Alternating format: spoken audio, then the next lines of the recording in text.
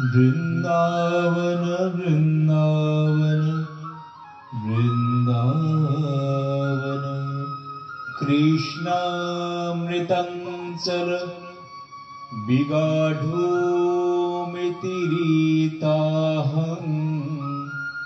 तावशहस्व रजनी सखियावदेति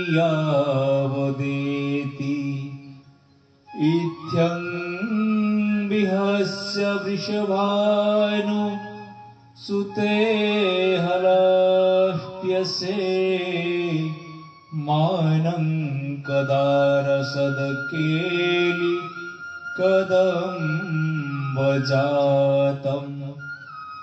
मानं कदा रसदकेलि कदम्बजातं।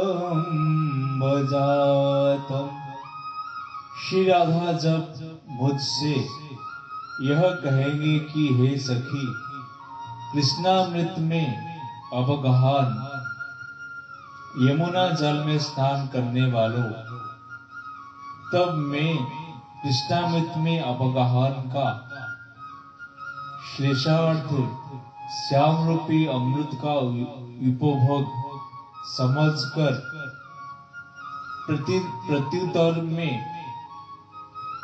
उनसे कहूंगी कि जब तक रात्रि न हो जाए तब तक धैर्य धारण करो।